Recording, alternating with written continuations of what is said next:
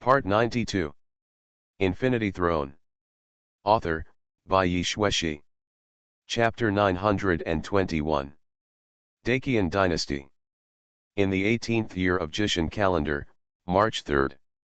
It's cold in spring, but everything comes in spring. Early morning.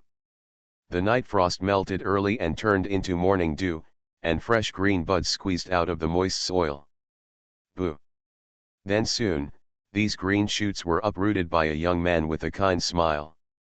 Junior sister, you see, these are called vegetable seedlings. If you pull them out before they are fully grown, even if they are simply boiled and cooked, they will have a fresh taste. The moment you enter the mouth, the taste of nature will instantly touch every taste bud on your tongue.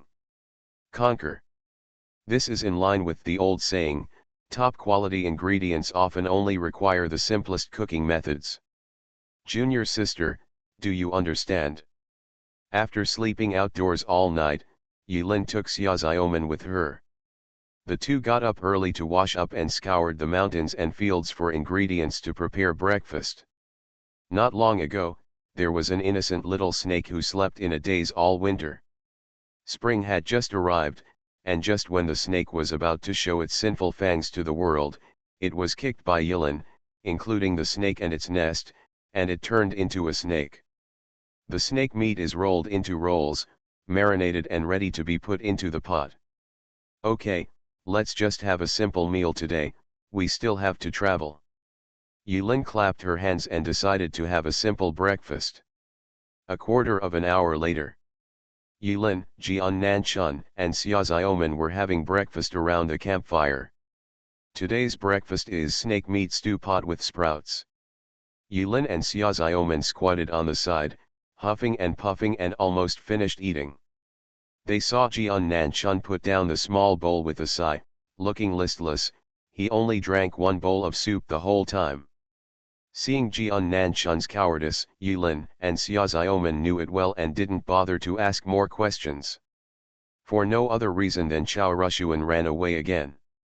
As soon as Chao Rushuan stepped out of the fairy island and arrived at the coast of the East China Sea, he made a request to go to the Black Wind Sand Sea alone. Of course, these words were whispered to Yilin.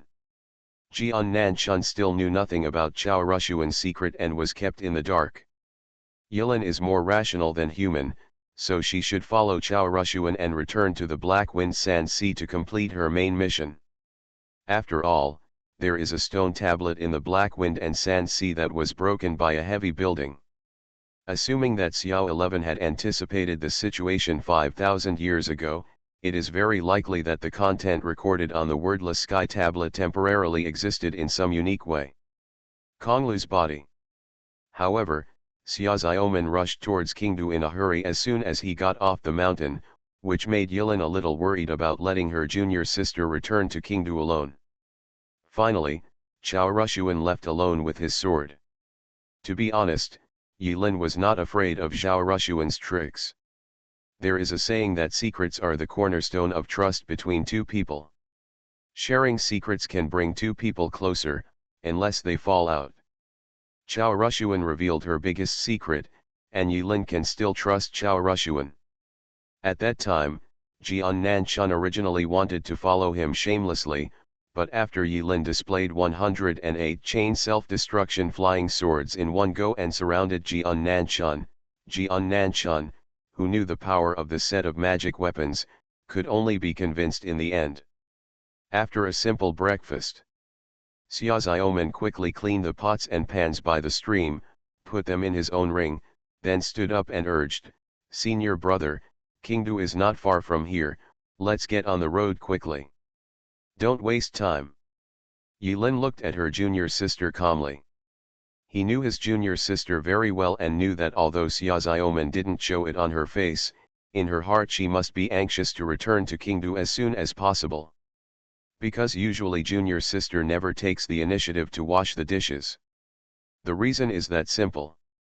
In fact, it is also possible for Yilin to open the portal and directly come to Qingdu as a king. But Yilin didn't do that. First, he was afraid that the positioning would be inaccurate and accidentally open the wormhole in a place it shouldn't be. Second, he felt that Xiaoxiaoman was not ready yet.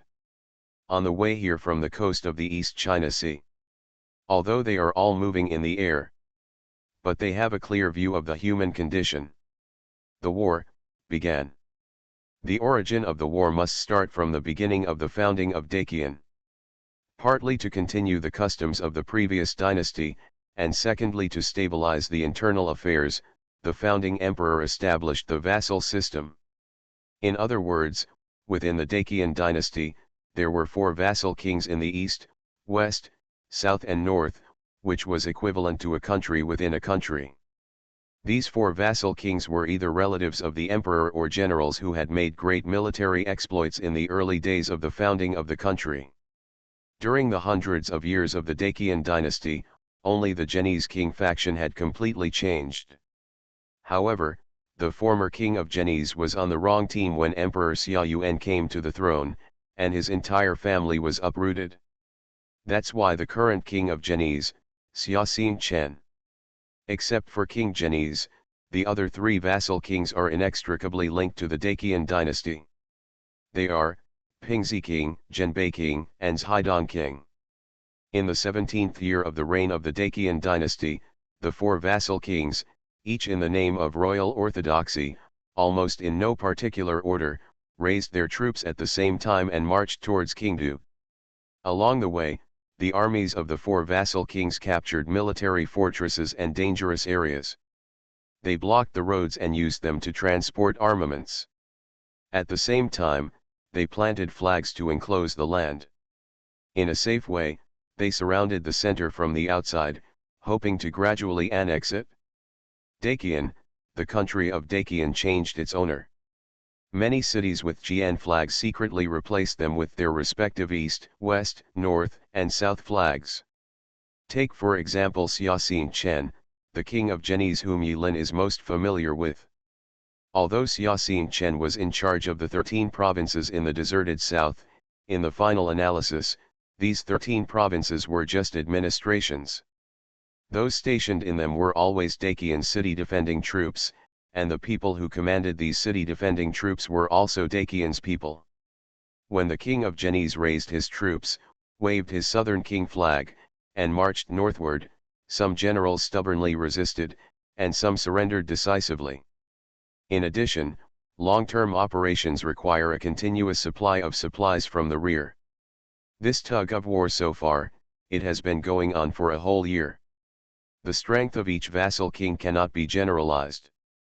King Genoese manages the 13 provinces in the south of the wasteland, covering a vast territory. And King Pingxi, who has the smallest sphere of influence, is backed by a sea of black wind and sand. Not to mention inhabited, there is really not even half a person. But this huge territory in the black wind and sand sea was also counted on King Pingxi, so that he only had 4 provinces that could actually produce resources. This made King Pingxi sound famous, but in fact he was extremely poor. Every time the 4 kings get together, King Pingxi is at the bottom of the contempt chain, and he has been deeply resentful for many years. When an avalanche occurs, no snowflake is innocent. And war is the same. The 4 kings had grudges and each had their own agenda. The owners of many of the king's cities seemed to be incompatible with each other, coupled with the weakness of the royal family and the coexistence of internal and external troubles, it was natural for the war to break out. Yilin seemed very calm and indifferent on this road. But Xiaoxiaoman didn't think so. As soon as she heard the news about the crisis of the Dacian dynasty, she rushed out of the teacher's school with a fever, regardless of whether it was against the rules or not. It was precisely because of several years of getting along that Yilin knew that Xiaoxiaoman was a straightforward person with no scheming intentions, so she was worried about her returning to Qingdu alone. Back then, she shaved her head and ran away in embarrassment. Even if she becomes a golden elixir monk now, can she change the overall situation when she goes back? 3 days later, the 3 of them arrived outside Qingdu. Along the official road, there are many checkpoints. Caravans and pedestrians coming and going need a warrant before they can pass. In order to keep a low profile, Several people got off the Fijian skateboard and walked instead when they were hundreds of miles away. After walking for a while, Xiaoxiaoman felt that walking was too slow, so they spent money to buy a good horse in a village and rode on horseback. The three of them arrived at the checkpoint closest to Qingdu and stopped. Jian Nanchun's face showed a hint of waning interest. He raised his eyelids and pointed at the sky, or fly in. Xiaoxiaoman looked at the groups of elite armored soldiers patrolling back and forth in the distance, blocking the road. After she carefully identified the style of the armor, she couldn't help but frown and said, "Is it the Xinwu army?" "Yilin, what's so special?" Xiaoxiaoman replied, "The military power and internal affairs of the Daqian dynasty are divided into two parts. The military power is controlled by the commander-in-chief of the 6 armies, who controls the Tiger Talisman and gives orders to the 6 armies. The internal affairs of the Daqian dynasty are controlled by the left and right prime ministers." Yilin shook his head. "Internal affairs are not important." "Well, let's talk about military power." Xiaoxiaoman continued, "Under the commander-in-chief of the 6 armies, there are 6 generals, who are in charge of the 6 armies. These 6 armies are, Xinwu, Beizan, Yinzhu, Tiangong, Assault, and Liaoyuan. Among the 6 armies, the Xinwu army is mainly responsible for the affairs of the inner city, but why are they now setting up posts outside Qingdu city?" Yilin thought for a while and asked, "Is the problem big?" Xiaoxiaoman took a breath lightly. "Senior brother, I don't know, General Xinwu, but when he followed my father to quell the civil strife, he had a violent temper. In the past, even if the commander wanted to mobilize his troops, he had to persuade him nicely. Otherwise, he would be kicked out of the hall. In the past, if his Xinwu army was transferred here to guard the road, he would definitely point his finger at the commander of the 6th Army and scold him." Xiaoxiaoman paused for a moment, deliberately lowered his voice, imitating the tone of the Xinwu general in his memory, and said vividly, "You, Grandma, I'm using the Xinwu army to defend Qingdu. How can it be used for it? Doing such a stupid thing."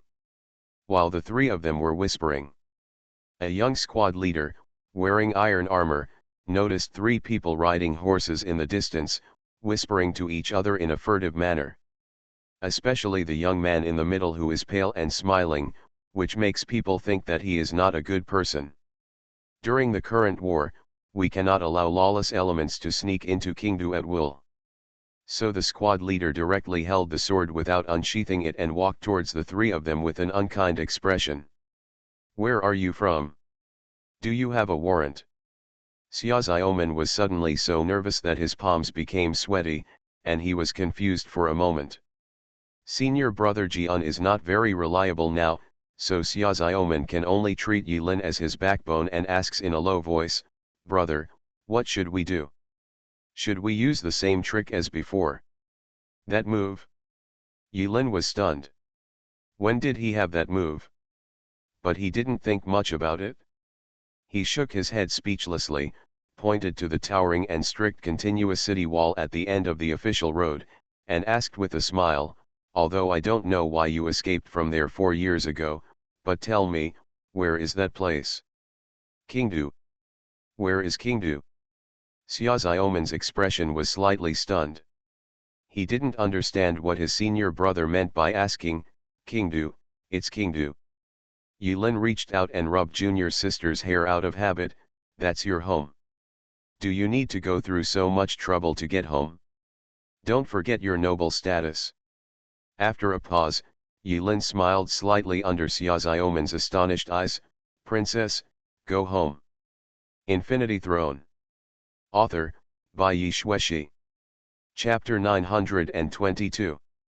The dignified eldest princess, Xiaoxiaoman, a golden elixir monk. But inexplicably, my senior brother's words of "go home" made my nose sore, astringent, and a little touched. She blinked hard, trying not to shed tears. But this touching emotion did not last long, but was instantly broken by the captain of the Xinwu army, who was blocking the road. "Hey! Stupid thief, Where does the courage come from? How dare you impersonate the late eldest princess and suffer death? As he spoke, the heroic captain of the Shinryu army couldn't help but make a clanging sound. Before the sound of the sword fell, the sword flashed and he slashed at the horse's head under Yilin's butt. Oh! Yilin's eyes lit up. This knife was interesting. The slashing knife was strangely fixed in mid-air, still a few inches away from the panicked horse's head. Yilin calmly looked into Xiao Bing's eyes and said softly, "How dare you attack Princess Dagan? It's a monk." The soldier looked at the immobilized knife and saw that it could not be pulled out at all. Instead of panicking, he immediately stepped back, pulled out a small dagger from his boot, and held it in front of him. The movement here made other soldiers responsible for garrisoning the checkpoint aware of it. They drew their swords at the same time with a clatter, and the swords were frightening, and they surrounded them. While comforting the horse, Xia Xiaoman raised her eyebrows. She returned to Qingdu after 4 years, and she did not expect to be surrounded. Her gesture was partly to show off as a princess, and partly because she was really angry. "Humph, when I was a child, I rode on the neck of General Shinryu for fun. Don't be ridiculous and report it to the police immediately. Just say, eldest princess return to Qingdu and order people to come and greet you as soon as possible." Ha ha ha ha. At this time, a big man with a beard laughed and said, "Where did you come from, Fang Yes loose cultivator, and dared to cause trouble in Qingdu? Who are you pretending to be? How dare you pretend to be the eldest princess? 4 years ago, the eldest princess came to while privately visiting the people in private. He was attacked by bandits and died in a strange place. Who in the world didn't know about this? The memorial tablet of the eldest princess is still preserved in the Xia family's imperial tomb. Since the 3 of them dare to come to Qingdu and pretend to be the eldest princess, why don't you just pretend to be the current holy emperor and come to see me with your head raised?" Although they were full of fighting spirit, no one dared to be careless when facing the monks. After the laughter of the big man came out, there were eye-catching Shinryu army soldiers behind him, who immediately blew their horns and prepared to shake people. There were rapid sounds of horse hooves in the distance. Seeing that they would be surrounded by more and more people, Xia Xiaoman once again looked at Yilin for help. In fact, she couldn't laugh or cry in her heart. Why did she die? Is it known to the whole world? Obviously there was a huge misunderstanding. Xia Xiaoman didn't take action immediately. She felt that with her senior brother's resourcefulness, he should have a better way to deal with this embarrassing situation. Unexpectedly, Yilin nuzzled at senior brother Jian. "Brother, come with the sword." "Who are you going to strike with the sword?" "Brother, you know me. Junior brother doesn't like killing." "I'm talking about the city gate." Yilin pointed at the city gate hundreds of meters away. "Come on, open the door." Xia Xiaoman was stunned. Jian Nanchun sighed helplessly and slowly raised the 1000 sword. While raising it, brother Jian whispered to himself, "I didn't want to do it, but you forced me to do it." This day, everyone in Qingdu, no matter what they were doing, felt a strong earthquake under their buttocks. After Jian Nanchun went berserk and slashed a ditch out of the city gate with his sword, not long after, a luxurious carriage rushed out of the city in a hurry. A fat old man with a red face and silver eyebrows stepped out of the luxurious carriage. After 4 years, Xia Xiaoman has grown up, but for the elderly, 4 years is not a big change. Xia Xiaoman recognized at a glance that the person who came was the housekeeper of Prime Minister Yu's house. After looking at it carefully for a moment, the fat butler shouted, "God bless Tiqian, God bless Tiqian, God bless Tiqian," with great emotion. He shed a lot of tears and hurriedly welcomed Xia Xiaoman and the others into the city. What the fat butler said seemed to work, and several people in the Shinryu army blocking the way were dumbfounded. Especially the one who took action at the beginning was breaking out in cold sweat. Is this kid really the eldest princess who had been chopped into pieces of unrecognizable flesh by bandits? Did he actually attack the eldest princess just now? The Shinryu army opened the way ahead, and on both sides of the street, the people of Kingdu were whispering. The three of them rode horses and swaggered through the middle of the deserted road, enjoying the feeling of being the center of attention. Your Highness the Princess, Your Majesty the Prime Minister has learned that Your Highness the Princess survived the catastrophe, and is currently waiting for the eldest princess in front of the palace. The fat old man wiped the cold sweat from his forehead and took the initiative to lead the eldest princess's horse, chattering all the way. They kept talking about it, but they were just talking about polite words such as how after the death of the eldest princess, everyone in the court was heartbroken and burst into tears. Okay, Forbes. Even though he knew that what the other party was saying was just for the occasion, Xiaoxiaoman still nodded helplessly without criticizing. He straightened his back and extended his gaze forward, staring at the splendid Xia family palace at the end of the straight road. Kingdu, I'm back. Xiaoxiaoman thought silently in his heart. Behind her, senior brother Lin was wearing a green shirt and a white horse, shaking the reins with his hands, feeling particularly comfortable. He asked, by the way, if I remember correctly, the Ping'an temple should be in the west of the city, right? Xiaoxiaoman turned around and said with a smile, yes, it was 4 years ago when I said goodbye to brother Little Tiger. I wonder what brother Little Tiger has become now. I guess it will be like you did back then. Yilin nodded. Ah. Yilin touched his head and smiled without saying a word. Xiaoxiaoman was stunned for a moment and then realized what he was doing. He was so angry that he almost fell off his horse. Senior brother, which pot is this that you don't want to open? Does being bald offend you? Speaking of which, senior brother, you stepped on my princess's hair back then. When Xiaoxiaoman was sulking, Yilin looked at everything around him. Kingdu deserves to be an ancient capital with hundreds of years of history. The old and new houses are scattered in a well-proportioned manner, with ancient bluestone roads interspersed among them. The vicissitudes of history that come through the city from time to time make Yilin feel like she is walking in the gaps of history. Xiaoxiaoman's return in such a high-profile way shocked the whole city. Of course, not everyone knows that the mysterious person who can use the Shinryu army to clear the way and return in such a battle is the eldest princess who died in the past. The common people only wondered which big shot it was that could receive such treatment. But those who should know must know.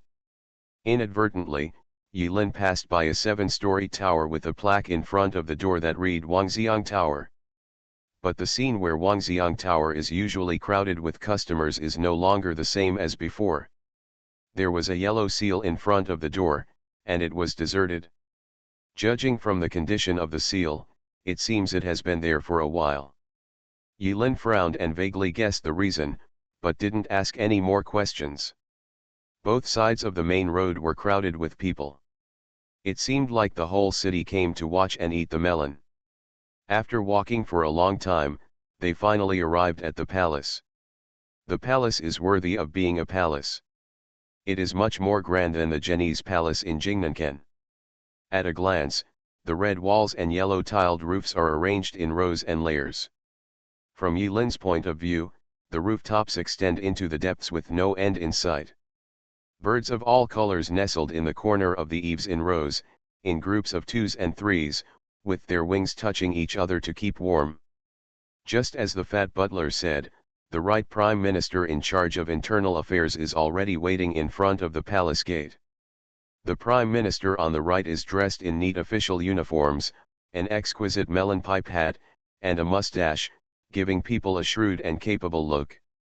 The prime minister on the right was studying Xiaoxiaoman's appearance from a distance.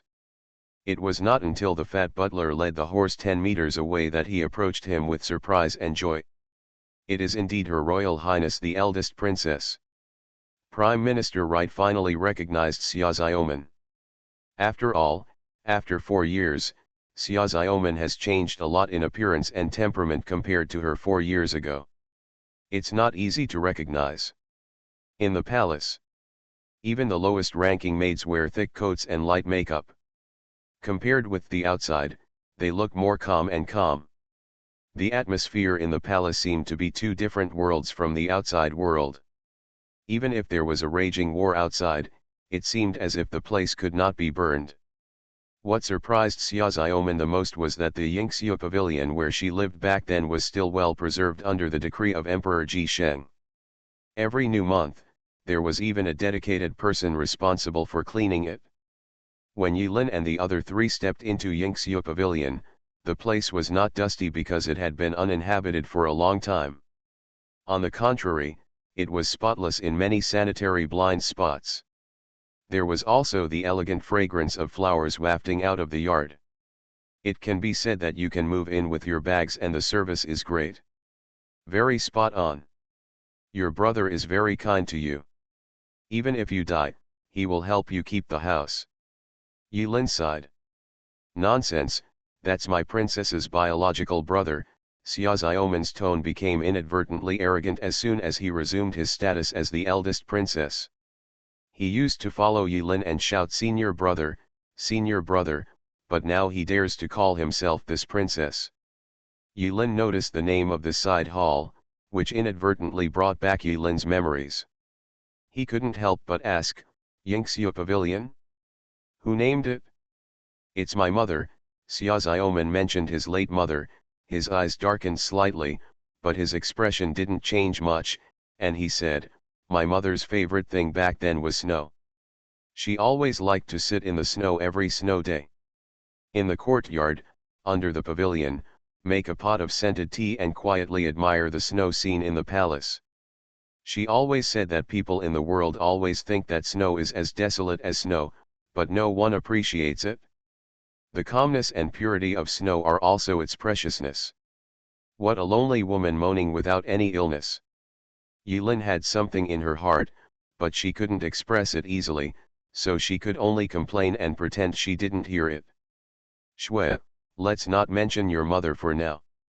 Are you sure, among your brothers, sisters, or relatives, in short, there is really no one named Xiarugjiu among your surnamed Xia? Yilin thought of this again. He always felt that there was something going on that was not a coincidence. Senior brother, who is the Xiarugjiu you are talking about? Xiaoxiaoman heard this name from Yilin 4 years ago. It was nothing at that time. But today, 4 years later, Xiaoxiaoman couldn't explain why when he heard Yilin mention it again. He always felt a little naughty in his heart, which made her chest feel uncomfortable. What about in the family tree? Does it count if it's on your family's tombstone? Is it there or not? Yilin asked reluctantly. He still didn't believe it was such a coincidence. Or are you living in a different era? No. If I say no, I mean no. Who is she? The junior sister's tone sounded like she was losing her temper, but it made no sense. Seeing Xiaoxiaoman staring at her with a stern face, Yilin thought for a while and could only explain like this, a magic stick once told me that I was destined to be with someone. The woman named Xiarugjiu has a spectacular marriage and will give birth to a daughter. Although, I don't know where this daughter came from. Yilin explained half seriously. You are listening to novels at Bless Up channel. Wish you happiness and luck. Please subscribe to receive new novels. How do you feel about this novel? Please like and leave a comment. Infinity Throne. Author, by Yi Shueshi. Chapter 923. Senior brother, don't believe it. When Xiaoxiaoman heard this reason, she breathed a sigh of relief. Her chest rose and fell. She pointed at Yilin's nose seriously, that magic stick is deceiving you. Xiaoxiaoman learned a lot of new vocabulary from Yilin. The word fool is used here in an appropriate context. But Yilin was a little puzzled, not to mention that this magic stick was actually unfounded. To take a step back, he was really deceived by a magician. What does it have to do with you? Since Xiaoxiaoman has repeatedly confirmed that there is no person named Xiarugjiu in the Daqian Palace, Yilin can only put this doubt back in her heart for the time being and go to the Xia family's ancestral temple to check when she has time. After the three of them settled down in Yingxiu Pavilion, the news that Princess Dakian had resurrected from the dead and returned to Qingdu spread throughout the city overnight. Many of the late emperor's concubines and relatives in the palace politely sent boxes of gift boxes. Yilin opened it for Xia Xiaoman and saw that there were many types of congratulatory gifts in the gift boxes, including silk and satin, rare medicinal materials, exquisite swords, rouge and gouache, and precious jewelry. Xia Xiaoman didn't have the habit of putting on makeup or dressing up, and was used to being poor. Moreover, at this time, the Dakian dynasty was experiencing internal and external troubles, wars were raging outside, and the vassal king was revolting. No matter how many gifts she received, she could not be happy. She sat cross-legged in the middle of the brocade boxes piled up to one person's height, her eyebrows furrowed, and she looked depressed. "Why did you shave your head and escape from Qingdu?" Looking at the depressed junior sister who was sitting among the pile of gifts, Yilin casually sniffed and pinched the pile of precious medicinal materials, looking for medicinal materials that could be made into seasoning powder, and asked. A master of soul cooking, Yilin is destined to pursue the pursuit of delicious food throughout her life. Xia Xiaoman glared at his senior brother, can you stop mentioning shaving your head?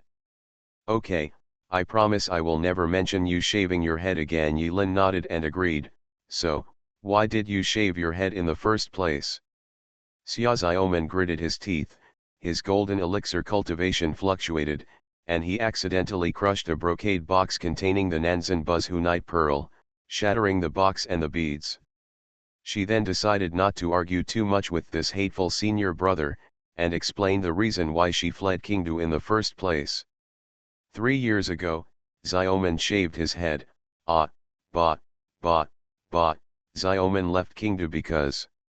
Speaking of which, it was a dark and windy night for a month. Xia Xiaoman was fast asleep in the deep palace. A palace maid quietly slipped into Xia Xiaoman's Yingxiu pavilion, saying that she was a backup left by the late emperor and wanted to take her away from Qingdu. Xia Xiaoman was unwilling at that time, but the palace maid was no ordinary person. She subdued Xia Xiaoman in an instant, climbed over the eaves and walls, and carried Xia Xiaoman to Ping'an Temple. Xia Xiaoman didn't know the exact process. When she woke up again, the mysterious palace maid changed her clothes into a novice monk's clothes, shaved her head, and left Qingdu overnight with a group of monks. On the way, Zen Master Kuye solemnly handed over the national treasure of the Dakian dynasty, the seal of the human emperor, to Xia Xiaoman's hands, and told Xia Xiaoman to take good care of it and never fall into the hands of others.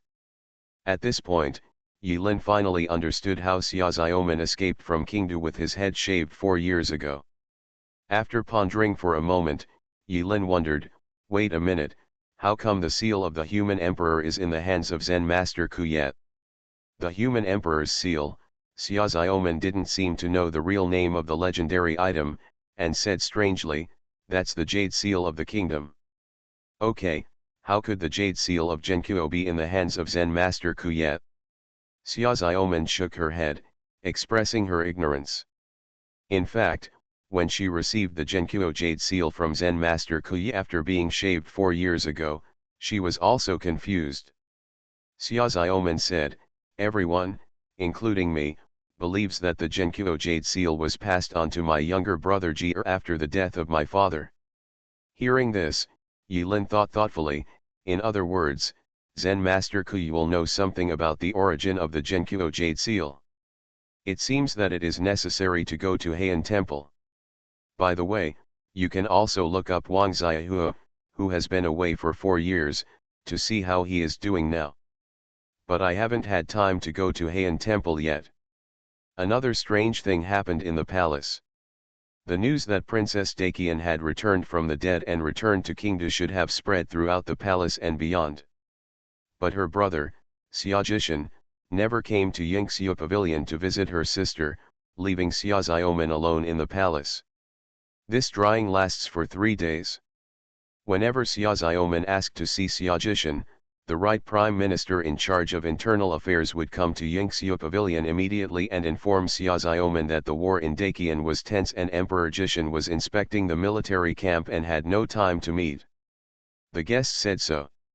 Later, Prime Minister Yu made several excuses. Either he was reviewing memorials late at night and it was inappropriate to meet with the princess, or he was in poor health due to the cold and it was inappropriate to receive guests. It wasn't until later that Xia Xiaoman became anxious, but Prime Minister Yu said that Emperor Ji Sheng and the Queen Mother were not in Qingdu now and had secret and important matters to go out. When Prime Minister Wright, who had blocked Xia Xiaoman again, stepped out of the door, Jian Nanchun and Yilin looked at each other and said at the same time, "There's something fishy." Xia Xiaoman was not stupid, so she naturally realized that there must be something weird about Prime Minister Wright's repeated obstructions. However, after she returned to the Qingdu Palace, she repositioned herself as the eldest princess in her words and deeds, and wanted to see her. When he was his younger brother, he always followed the procedures and reported in advance, so much so that Xia Xiaoman still hasn't been able to see his own brother. The status of this eldest princess is in name only. At the beginning, Yilin also thought that it would be better to follow the procedures according to the rules. The current Emperor Daqian still had to give some points to his face. But after 3 days of drying, Yilin felt that she couldn't give him any more face.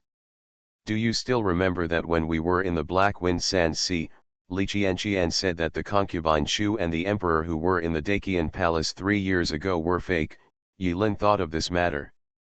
Jian Nanchun, who was standing aside, frowned and interjected, "Isn't this human nature?" "It's human nature. It's normal to find a substitute to stand in front of you to prevent fire, theft, and assassination. If I were the emperor, I might find more substitutes than him," Yilin said with a smile, "but now look, come on, this thing doesn't seem that simple." "Did you notice that the right prime minister's reaction was a little strange the day junior sister came back?" Xia Xiaoman was slightly startled. "Weird." Jian Nanchun lowered his head, his brows widening. "That's it? You are indeed junior brother Lin." "Xia Xiaoman, I said it's already this time, can you please stop playing riddles? I'm almost worried to death."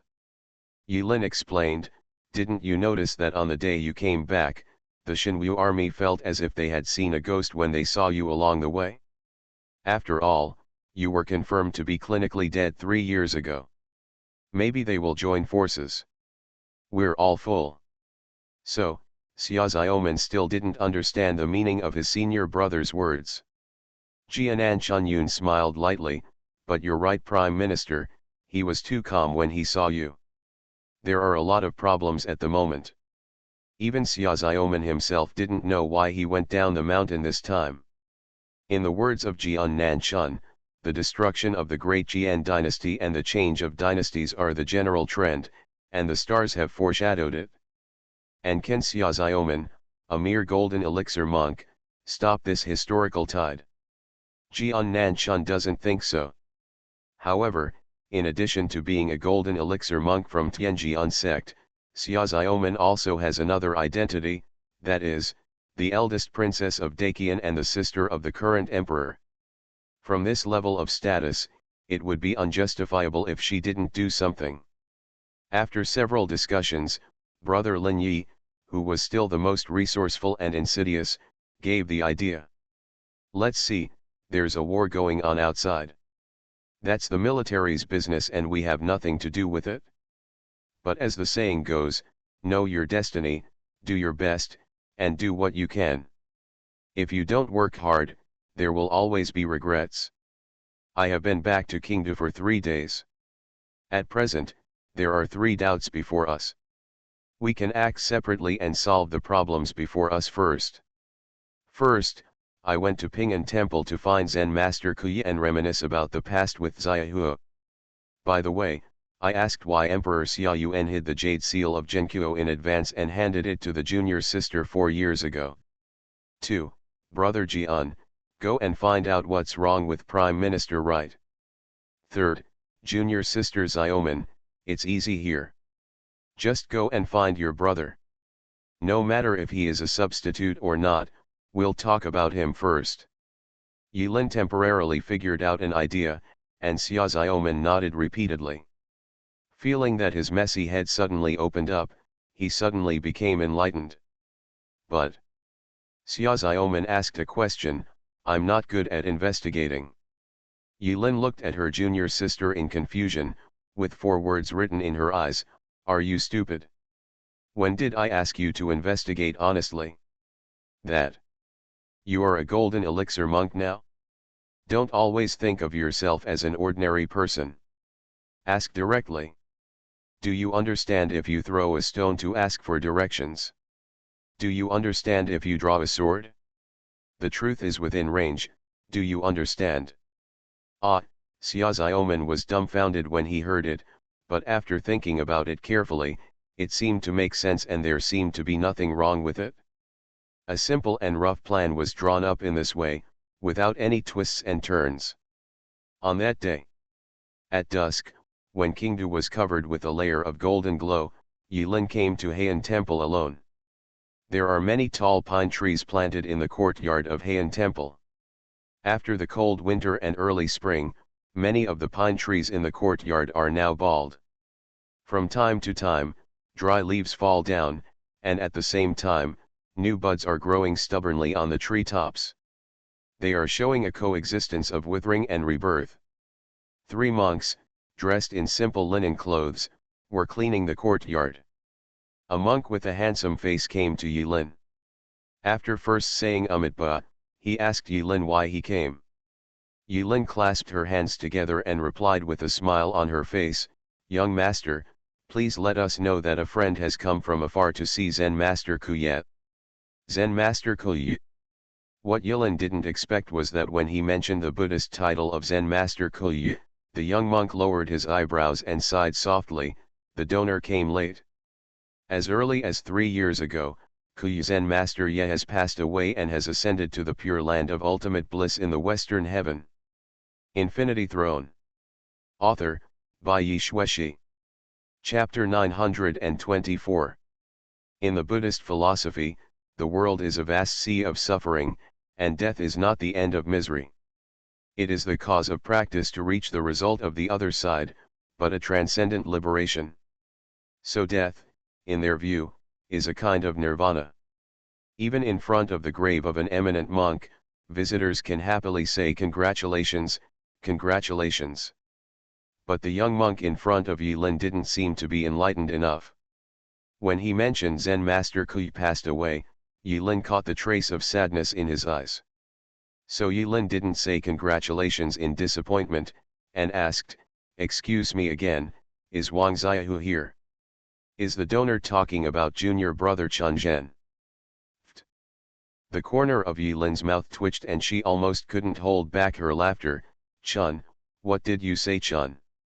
Junior brother Chun Zhen, before his ordination, his common name was Wang Xiaohu, came from Qingyu village.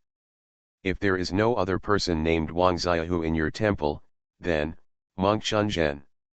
Yilin silently observed 3 seconds of silence for the old Wang family next door in Qingyu village, and then led by the young monk to the Buddhist hall in Ping'an temple. By the way, the little monk who led the way was older than Xiaohu. He belonged to the generation with the character G, and the Buddha's name was Gmo. Look at his Buddhist name, he will be called Master Gmo when he becomes famous in the future. It sounds so lonely, no, it sounds so noble. Wang Xiaohu is pure and honest sounds really awkward, so innocent. When I hear it, I think it's the main character of focusing on solitary life. In the Buddhist hall. Tuck, tuck, tuck, tuck. The dim light of the oil lamps reflected the golden statue of Buddha in the center of the Buddhist hall with a hazy glow. Coupled with the curl of sandalwood in the Buddhist hall, a bare back of the head was facing the main entrance of the Buddhist hall, knocking on wooden fish and reciting Buddhist scriptures. This situation is like a painting, giving people the illusion that time is frozen in this moment and will no longer pass. The lonely little master called to the monk in the Buddhist hall in a low voice, Junior brother Chun Zhen, Someone is looking for you again. Alas, hearing this, the monk sitting on the futon in the center of the Buddhist hall stopped knocking on the wooden fish and let out a long sigh. Shiu or almsgiver, there is no end to the sea of suffering. When you turn back, you will find the shore. The handsome man is like a passing cloud. The poor monk has entered Buddhism and has taken refuge. I am a Buddha, please don't be obsessed with asking Shiu or to be a donor, hurry up, you. The monk muttered and turned around. Halfway through the turn, the monk's half face still showed awe-inspiring righteousness, with a hazy glow, a bit like the demeanor of an enlightened monk. But when the monk turned his head completely and saw Yilin's face clearly, his eyes suddenly widened. A word of destroyed his Buddhist temperament completely in an instant. Junior brother Chunzhen, be calm, GMO reminded. Ahem. Monk Chunzhen, who was Wang Xiaohu in the past, looked slightly embarrassed, scratched his barren bald head, and asked with some uncertainty, Brother Lin. After 4 years of absence, Yilin had changed a lot. Although Wang Xiaohu recognized her from his eyebrows, he was not sure. Xiaohu, long time no see. Yilin smiled. Brother Lin. Why are you here? Upon hearing this, Wang Xiaohu immediately confirmed the identity of his old friend, rushed up to Yilin without hesitation, and hugged Yilin hard. The excitement in his brows could not be concealed.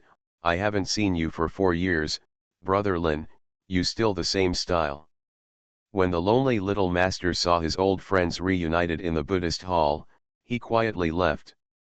After a few words of reminder that the Buddhist hall was quiet and no loud noises were allowed, he shook his head helplessly and left the place, leaving the two brothers to reminisce.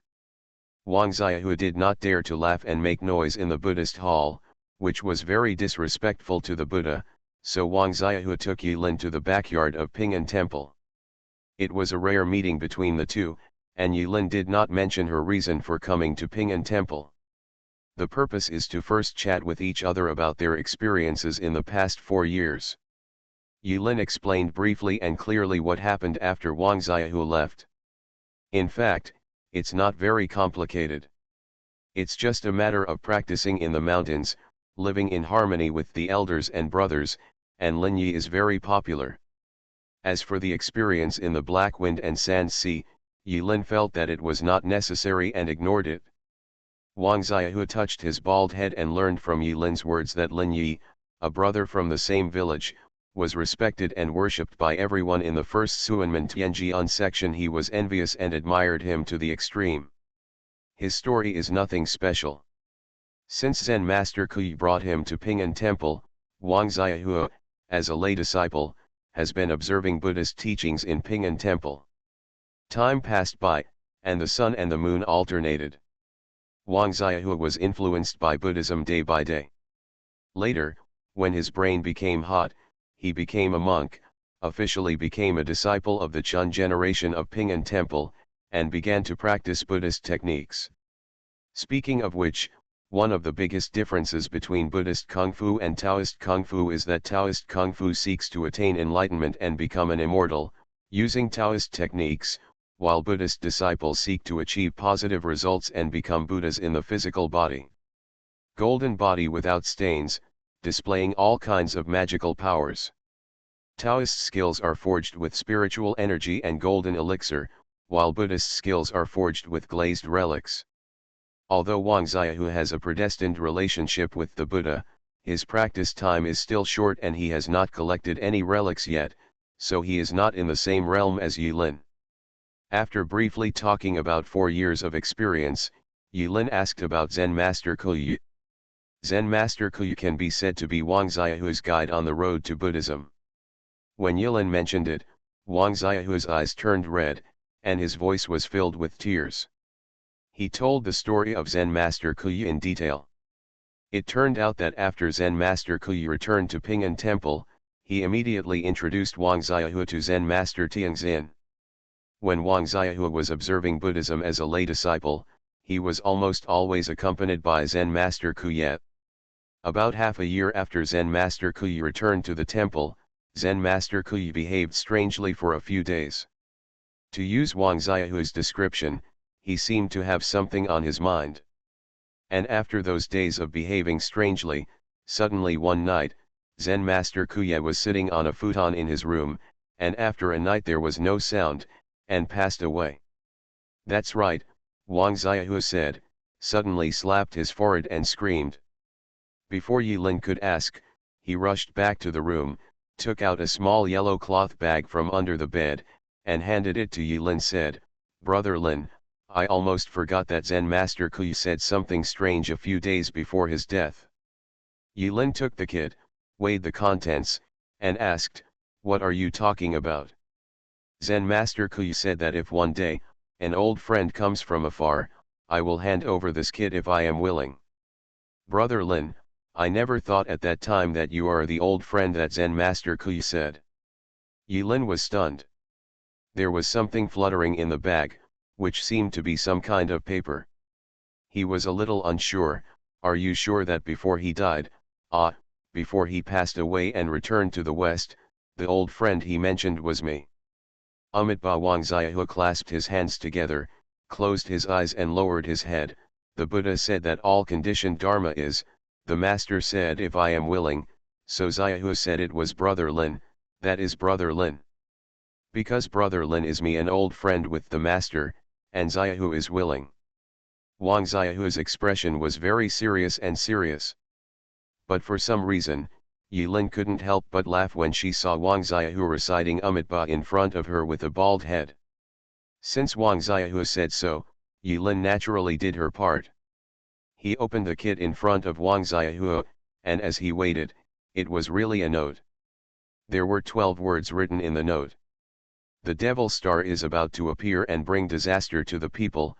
Tianqian Academy. Infinity Throne. Author, by Yi Shueshi. Chapter 925.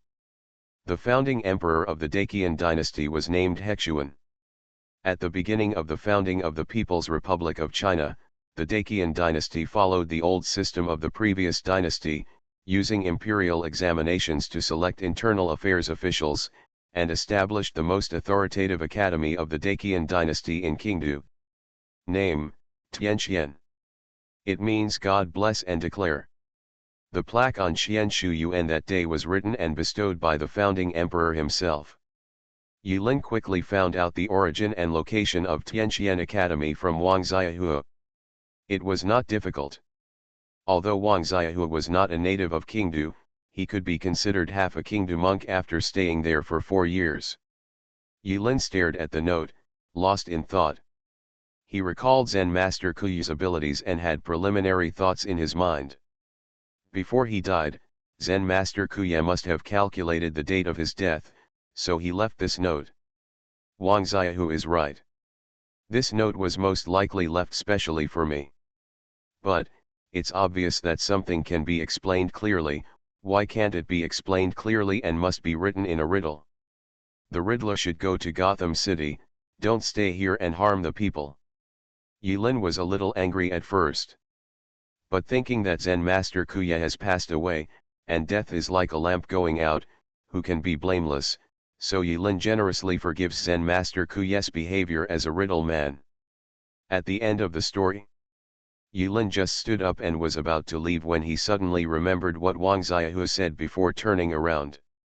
He couldn't help but gossip and asked, "By the way, Xiaohu, haven't you become a monk? Who is she who you are talking about, who is so handsome?"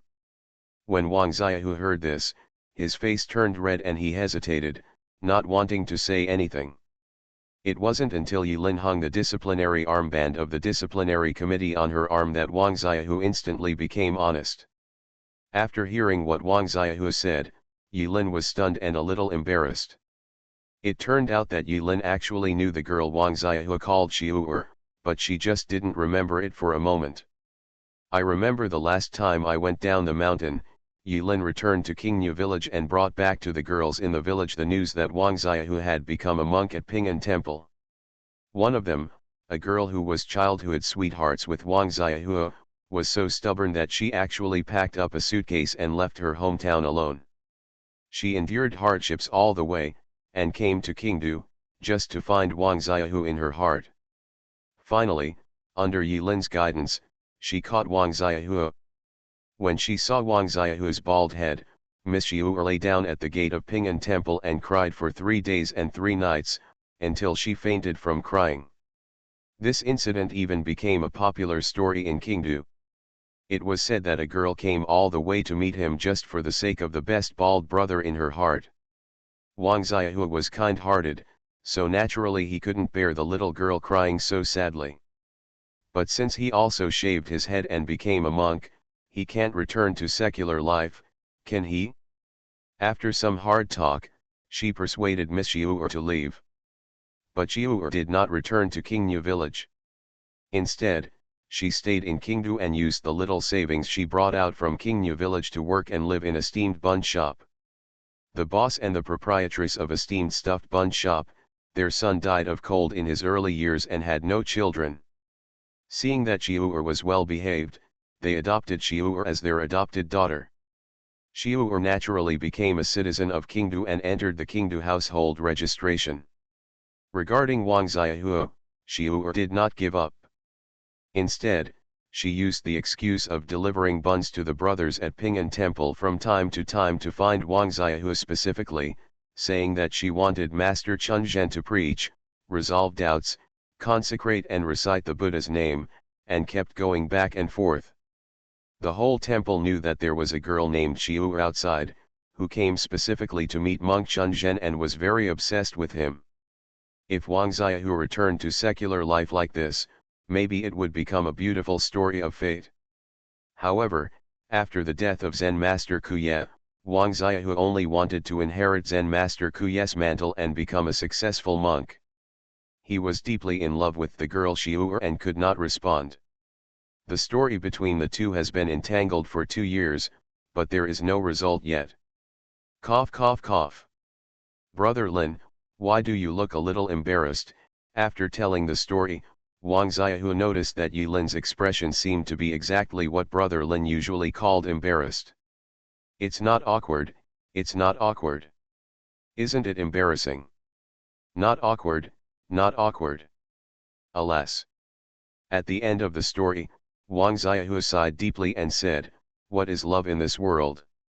After learning that the reason why Miss Xiu came to Qingdu was because of her quarrel in the village, Yilin did not dare to stay here for a long time, for fear that Wang Xiaohu would blame her and affect the relationship between the brothers.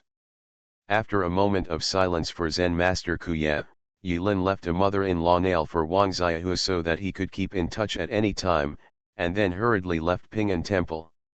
When Yilin left in the Ping'an Temple, an old monk in simple clothes was sweeping fallen leaves in the courtyard. He raised his head and calmly looked at Yilin's leaving figure. Wang Xiaohu, who had just seen Brother Lin off, looked back and saw that the old monk was sweeping the floor.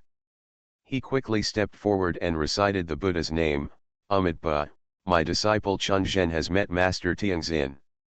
After walking out of Ping'an Temple, the glow in the sky faded, and the lanterns of Qingdu came on. It was already night. The flames of war have not yet reached this place, but the capital is still filled with laughter and laughter. At night, many people hold lanterns and walk on the streets after dinner. On the street, rows of small stalls are crowded and dazzling. Some sell snacks, some tell storytelling, some tell fortunes on the street, and some perform acrobatics, which is dizzying for everyone.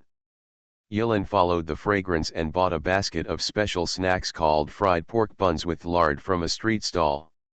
Her mouth was full of greasy food, and she arrived at Tianqian Academy in the dark. Tianqian Academy has now closed its doors to thank guests. Of course, Yilin sneaked in without knocking on the door. The process of sneaking in was easier than expected. This was a place to study, similar to a modern school. There were no security guards inside. Yilin walked around Tianqian Academy and quickly found the inside of Tianqian Academy. The architectural structure is clear to the heart. While wandering around, Yilin pondered the profound meaning of the note left by Zen Master Kuye. Literally speaking, Zen Master Kuye's death does not seem to be that simple. but Wang Xiaohu said that the next day, there were no signs of fighting in Zen Master Kuyu's room, and Zen Master Kuyu was sitting perfectly without any external injuries on his body. The monks in Heian Temple are not ordinary people. If there is something fishy about the death of Kuyu Zen Temple, they will definitely not be able to discover it. However, Yilin always felt that this matter was not that simple. Otherwise this note would not have been left. Why is this? The Devil Star is about to appear and harm everyone, Yilin murmured to himself, thinking about the first 8 words in the 12-word note. Obviously, these 8 words predict a certain disaster. It seems that a Devil Star is about to come to the world and bring disaster to the world. After thinking about it, Yilin felt that the setting seemed familiar. Isn't this the night of the apocalypse? Although the last 4 words guided Yilin here, they were so confusing that it was difficult for Yilin to find anything here. Tianqian Academy can be roughly divided into library, classroom, and dormitory. In the dormitory, there are students from all over Qingdu, as well as students. The classroom is a place for teaching and educating people. It's nothing special. They didn't even lock the door. Is it a library? Yilin slipped into the library. The library was as unprepared as ever. Rows of bookshelves were neatly arranged. On the bookshelves, there were some poems, songs, history, and humanities. Yilin took a brief walk around and found no special books. Looking here and there, Yilin searched aimlessly. After staying in Tianqian Academy until midnight, Yilin returned to the palace without success. When Yilin returned from the shadow state to a normal person, the lights in the Yingxiu pavilion of the palace were brightly lit.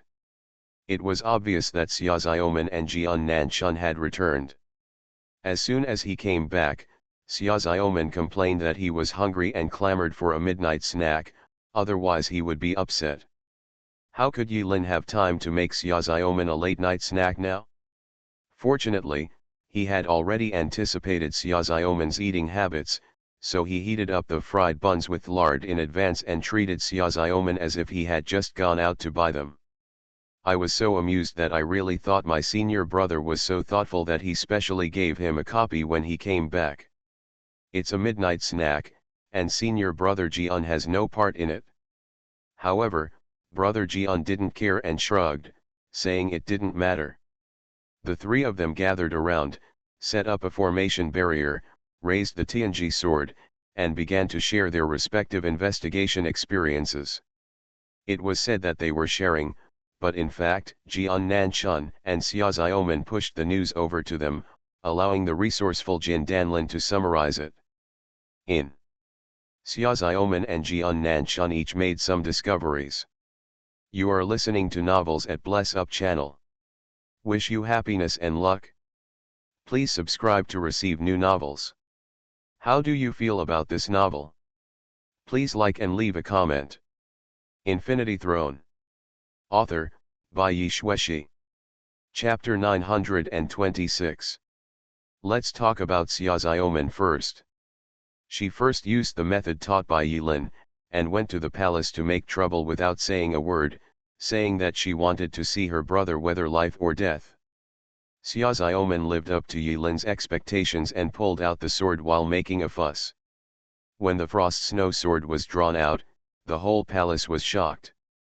When the golden elixir monk Xia Xiaoman showed his true strength with the frost snow sword, a strange phenomenon was triggered. Snow fell briefly over the palace, but outside the palace it was a clear and sunny sky. Although there are forbidden troops stationed in the palace, ordinary forbidden troops are no match for the golden elixir monks. Even if Xia Xiaoman showed mercy, he still pushed forward like a pig and broke into the depths of the forbidden palace. But just when Xia Xiaoman was about to arrive at Xianyang Palace where Emperor Ji Sheng lived, he encountered a stumbling block. After the commander learned the news, he arrived in time, split the ice and snow in the sky with a knife, and forced Xia Xiaoman back. Speaking of this, Xia Xiaoman looked frightened. I never knew that the commander's strength was so unfathomable. Can the commander of the 6th Army drive back the Golden Core Cultivator with one blow? When Yilin heard this, she didn't show too much surprise and asked again, "You didn't use your status as a princess to suppress it?" "It's suppressed," Xiaoxiaoman said matter-of-factly. "What's better if I don't suppress it?" "But the commander-in-chief used my brother to suppress him, saying that no one except the emperor is allowed to enter Xianyang Palace." "Alas, senior brother, later I secretly scanned it with my spiritual sense, and I found that there was no one inside, and my brother was not in Xianyang Palace at all. I am very sure." "Very good." Yilin roughly understood the situation on Xiaoxiaoman's side and did not comment. She then turned to look at Jian Nanchun. "Senior brother, where are you?" Jian Nanchun told what he discovered. "He squatted all day long from morning to night." Jian Nanchun discovered that a curtain was set up in the Jinluan Hall where hundreds of officials went to court on weekdays. The officials would present emergency reports on the war situation and other memorials from various places together, and the two prime ministers on the left and right would fold them neatly on a tray. After being sent into the curtain, the daily morning pilgrimage ends. Needless to say, there was a puppet stand-in sitting behind the curtain. He didn't even have any lines during the whole morning process, which was equivalent to the lowest level of extras.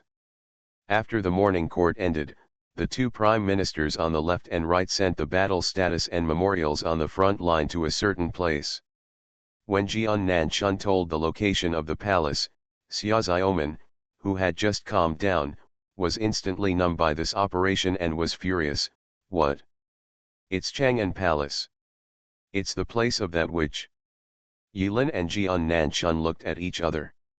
This was not the first time they had heard the word temptress from Xiaoxiaoman.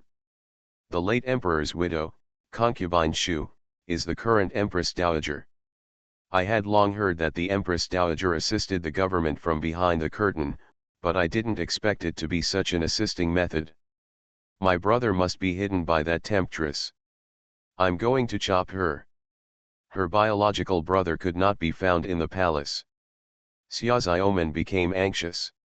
He rolled up his sleeves and prepared to go to Chang'an Palace to find his brother. But as soon as Xiaoxiaoman picked up the frost snow sword and flew halfway off the ground, he was caught by Yilin with a flick of his back foot. "Don't be impulsive. This matter is not that simple. If the temptress you mentioned had done anything to your brother, it would be impossible for the prime ministers and commanders on the left and right to be so cooperative. The whereabouts of your brother, it's very possible that the prime ministers and commanders on the left and right know about it, so let's find out first before talking about it." Besides, Yilin thought about it for a while, and then said, "The commander can force you back with one strike. Is the witch you are talking about a cultivator? I don't know these things.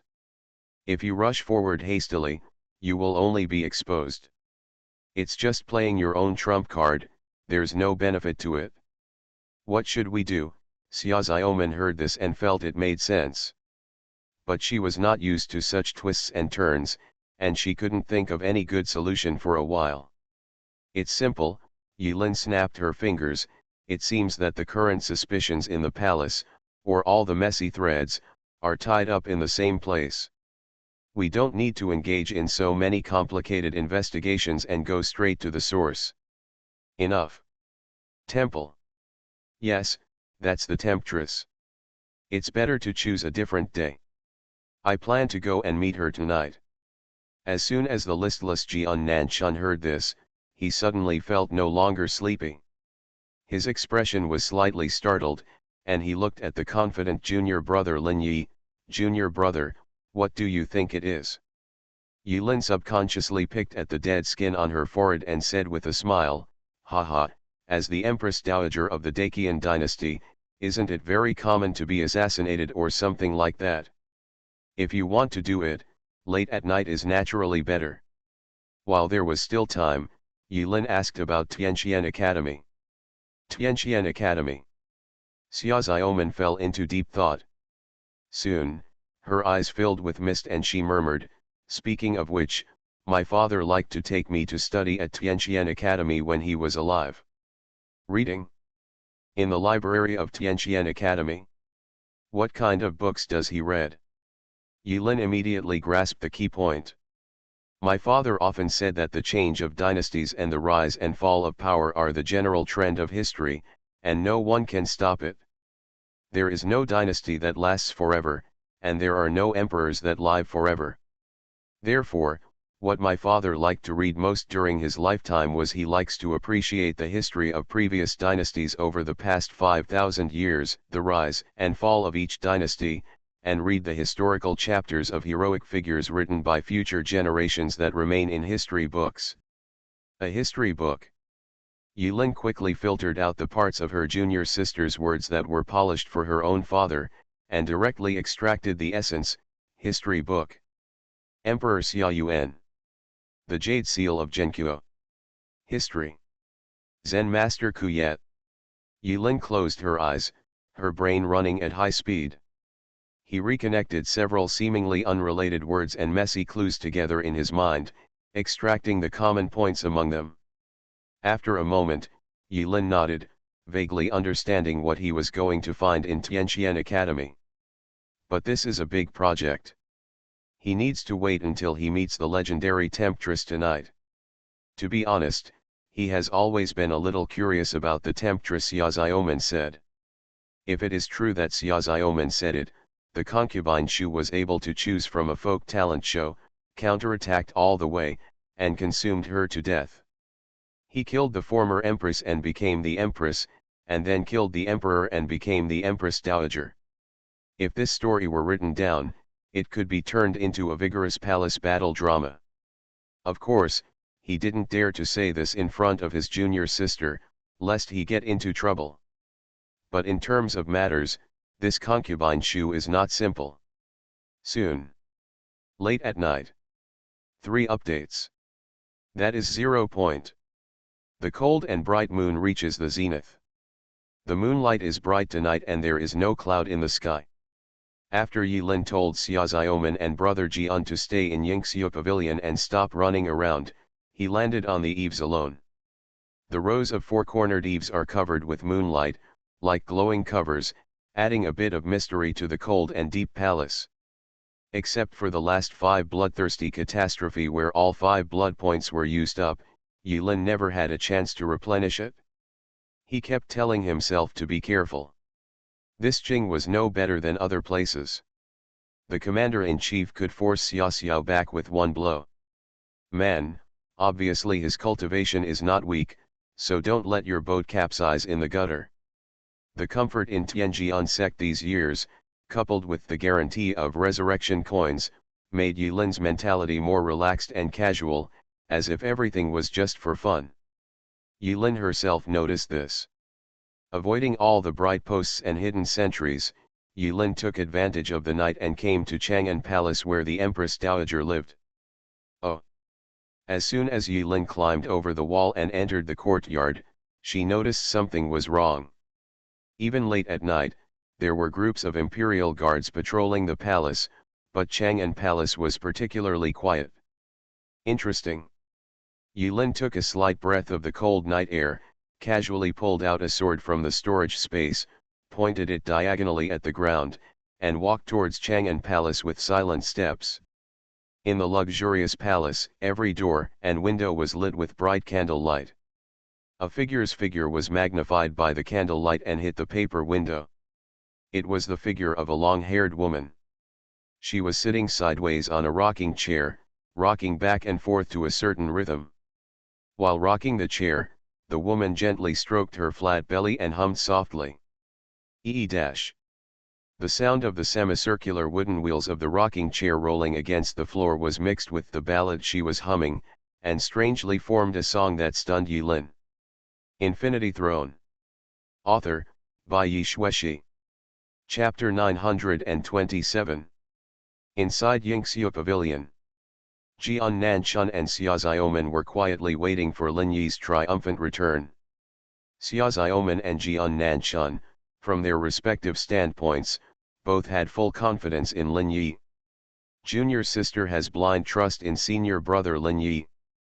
Senior brother was impressed by junior brother Lin Yi's endless outrageous methods. That Lin Yi can't even deal with a mere temptress? This is impossible. Not long after Yilin left for Chang'an Palace. What Xia Xiaoman and Jian Nanchun didn't expect was that only half a quarter of an hour later, Yilin came back with a solemn expression.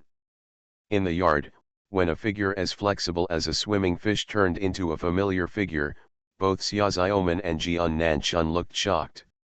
They looked at each other and then asked in unison, "Is it done?" "Ah, this is so fast. Too fast. Didn't you just go out? Why did you come back so quickly?" Yilin did not answer the two people's questions about please or not. After he returned to Yingxiu Pavilion, the first thing he did was to frown, walk around the two senior brothers and sisters, and sit on the corridor, cross-legged and close his eyes, not knowing whether he was meditating or breathing, and remained motionless. "Senior brother." Xia Xiaoman was about to step forward and ask what happened. Jian Nanchun stretched out his hand and stopped Xia Xiaoman, who was about to make a move. "Don't disturb him, junior brother, he seems to be thinking about something." As soon as Yilin sat down, the whole night was over. The next morning, Yilin opened her eyes and exhaled a breath of turbid air. A layer of white dewdrops on her long black hair evaporated into mist and curled up. Naturally, Jian Nanchun and Xia Xiaoman would not stay with Yilin all night. When he woke up early in the morning, Xiaoman clamored for breakfast. Because there is no kitchen in Yingxiu Pavilion, the royal chef is responsible for the catering of the princesses, princes, and concubines in the palace on weekdays. Yilin didn't want to arrogantly set up a bonfire and barbecue in the palace early in the morning, so she went out to buy breakfast. Jian Nanchun also wanted to ask what happened so quickly last night, but Yilin said he would wait until he was full. Yilin waved the small fan Mu Xiu Yulin and walked on the streets like an ordinary person, feeling the atmosphere of Qingdu. The sun is rising, but people are already coming and going on the streets of Qingdu. Many stalls are open in the dark, and the aroma of various breakfasts is wafting on the streets. Yilin had a keen sense of smell. After smelling it for a while, she divided the smell in the air into several directions and followed the most fragrant smell to a busy alley. "That's a bun shop." A circle of people gathered in front of the bun shop. What's outrageous is that among the people buying buns, Yilin saw many species, no, human species, no, military types. It doesn't seem right no matter what you say. In short, among the crowds of people buying buns at the bun shop, there are tangible people. There are maids, soldiers, vendors, young women, children, grooms, and wealthy businessmen. What's even more outrageous is that because there were too many people around, the buns were so popular that the people in the back row couldn't get them, so the buns were sold out and we had to wait for the next batch of buns to come out. Someone in the front row bought more than 10 or 20 cages in one go, then turned around and ran to the next street to work as a scalper and sell them at double the price. Looking at such a popular steamed bun shop, Yilin felt as if she had discovered a treasure. Gudong swallowed a mouthful of saliva, raised her head and saw that the plaque of the steamed bun shop was quite elegant. "The buns are the best." Seeing this, Yilin naturally did not miss the opportunity to taste the delicious food. She drove the like a shadow and openly jumped in line, squeezing from the back row to the front row. After a long wait, the second batch of steamed buns came out, and a sweet-looking girl walked to the counter holding a stack of tall bamboo baskets with steam rising from the inside. "Don't worry, everyone, there are plenty of steamed buns, they cost $10 a basket, they are genuine and can be used by everyone. The price is not expensive. 10 coins can be compared to $10. But price is not the point. The highlight is the girl walking out with the bamboo cage." Yilin took a look and secretly thought that by coincidence, this girl turned out to be Wang Xiaohu's rumored girlfriend, Xiu'er. Not long ago, Yilin heard that Xiu'er traveled from Qingnu Mountain to Qingdu, and was later adopted as an adopted daughter by a couple from a bun shop. Within a few days, Yilin met her in the vast sea of people. On It seems that this is all the power of delicious food. Yilin's face changed slightly. He didn't want Xiu'er to know that he was here. He wanted Xiu'er to know. If he turned back to Xiahua, wouldn't Xiahua know that he was talking too much in Qingyu village? So Yilin lowered his head, stretched out his hand to wipe his face, and secretly activated the cloud body to slightly change the facial muscle structure. When he raised his head again, he looked completely different from before. When the buns came out, a group of people came forward to grab them, but Yilin, who jumped in front of the queue, also successfully bought 5 cages and packed them away. Originally, she only planned to buy 3 steamed buns, but the buns were so fragrant that Yilin couldn't help but buy more and taste them on the way back. Godfather, Godmother, I'm going to deliver some vegetarian buns to Brother Tiger. After another batch of steamed buns were sold, before the next batch came out, Xiu'er's cheeks turned red and she called out to the house, then hurriedly picked up a lunchbox and trotted towards the Heian temple. This kid says that monks can't be dealt with. Why don't you listen?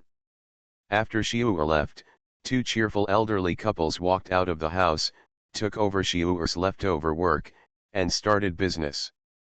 Yilin didn't stay too long in front of the Yubeo Nida shop and easily squeezed out of the crowd. After Yilin left, the old man inadvertently looked up at Yilin's back as he quickly left. A trace of confusion first appeared in his eyes, and then a bright light flashed in his eyes, and he whispered, "That man. Old man, what's the matter?" The old man pointed at Yilin's back, "Did you pay the bill?" "On the way. The force of kneading the dough is just right, making the dough soft and yet steely. The outer layer is as soft as cotton, but the inner layer is sandwiched with a layer of just the right toughness. This kneading skill is not the same as that of 10 or 8 years. You can't make it out by tempering it." Yilin chewed the buns one by one, savoring the taste. The meat filling actually melts in your mouth and is as smooth as gelatin, but it is not added with animal fat, which is a well-known method to increase the smooth taste, but uses pure knife skills to chop the fascia between the flesh into pieces, leaving no residue at all. Amazing. Hiccup. Yilin ate 2 cages in one go. When he returned to Yingxiu Pavilion, he let out a meaty burp, which attracted the attention of Xia Xiaoman and Jian Nanchun. "Senior brother, you stole it again." Xia Xiaoman had an opinion. "No, I'm hiccuping from hunger." Yilin's face was not red, her heart was not beating, and she technically ignored the fact that she had stolen food on the road. The 3 of them shared a delicious local breakfast, and Yilin finally mentioned what happened last night. "I originally wanted to meet the Queen Mother for a while last night, but as soon as I stepped into the courtyard, I felt it was not that simple, so I turned around and left." Finished in one sentence. Jian Nanchun and Xia Xiaoman widened their eyes at the same time. "That's it? Otherwise? What do you think happened? If I really chopped up the Empress Dowager last night, do you think the palace would be so quiet early this morning? Someone would have been beating gongs and drums and shouting to arrest the assassin." Most of Yilin's above descriptions are true, but he conceals one thing. As he approached Chang'an Palace, 2 legendary items that were related to each other in his spiritual sea vibrated slightly at the same time. Yilin was very familiar with this situation. She didn't need to think too much to be sure that in Chang'an Palace, or directly on the Empress Dowager, there was a legendary prop left by Xiao 11 5,000 years ago. This was also the biggest reason why Yilin chose to retreat and pretend that nothing happened. The legendary props Yilin has found in this world so far, except for the human emperor's seal on Xia Xiaoman, the rest of the ways to appear are not simple. The Guilai sword is buried deep in the wordless monument in the sword tomb, and no one has discovered it for many years. The immortal killing spear, in the mysterious cave of the Black Wind Sand Sea, is guarded by an old monster from the demon sect who has lived for more than 3,000 years. An unknown legend is in the hands of the current head of Tianjian sect. According to probability theory, if the Empress Dowager also has a legendary item in her hands, This would be mixed news for Yilin. The good news is, another legendary piece has been found, and the progress of the main quest has been increased by 1. The bad news is, this Empress Dowager is very likely to be on the same level as the head of the Tianjian section. Therefore, although the progress of this main task is increased by 1, it is equivalent to no increase. Yilin thought again of the Black Wind and Sand Sea, where the leader came in the form of a divine sword that penetrates all shapes, and the sword that shattered mountains and rivers. No matter how many times he simulated a fight in his mind, he seemed to never be able to win head-on. Of certainty. Forget it, leave the legendary items for now. Yilin is not in a hurry. He still has a lot of time. So, I am certain that there must be something fishy about the Queen Mother. You should keep an eye on her, but don't act rashly until you have no choice but to do so. Yilin divided 5 by 2 and made 3. After finishing a basket of steamed buns, she patted her belly and expressed her thoughts. Xiao Man, don't be anxious. No matter how critical the Dacian dynasty is, it has been going on for more than a year. You won't be able to reach here for a while. And even if you really want to solve the crisis in the Dacian dynasty, you don't mean to deal with so and so. Something that can be accomplished. Yilin had a preliminary idea in his mind, and now he wanted to straighten out the plate. He decided to start from Tianqian Academy firstly to find out the reason why Zen Master Kui left the note, and secondly to fully understand why Emperor Xia Yuan used this in this way. He left the country's jade seal to Xia Ziomen. After the 3 of them finished eating, Yilin stood up and prepared to go to Tianqian Academy. A high-pitched shout suddenly came from far outside Yingxiu Pavilion, causing the 3 brothers and sisters in the room to look at me and you. Everyone had the same expression on their faces, confusion. I just heard a palace maid shouting outside. The Empress Dowager has arrived. Infinity Throne. Author, by Yi Shueshi. Chapter 928. In fact, when the call of the palace maid came from outside, Yilin noticed that the Queen Mother was here. Because the legendary suit left by Xiao 11 has the side effect of mutual induction, etc. Yilin's heart skipped a beat. Thinking of this, he suddenly had a bad feeling. Brother, Young man Xia Ziomen was not calm. He pulled out his sword when he was startled. Take it back, now is not the time for a showdown, let's see what she does first. Yilin was not too panicked, not to mention that he still had a legendary item, the immortal killing spear in full bloom, which could be used at any time, and there was also Mr. Green hanging upside down on a coconut tree and taking a nap, and all kinds of trump cards to protect himself.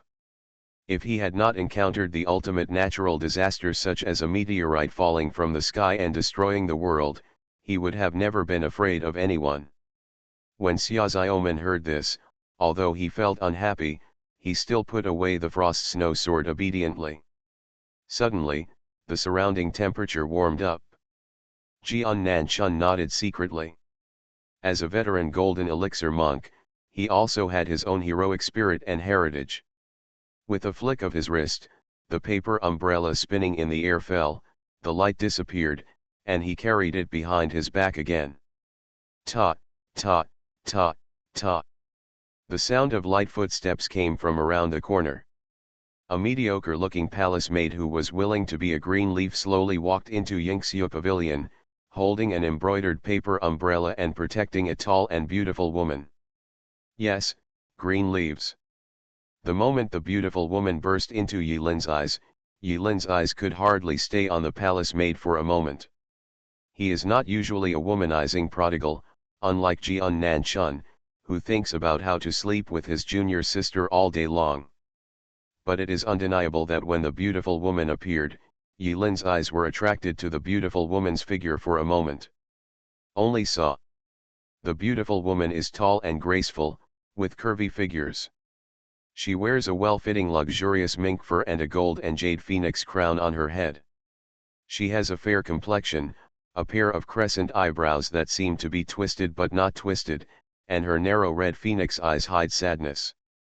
While walking, the beautiful woman's cheeks were flushed, and as she walked, she looked like a frail and sick woman.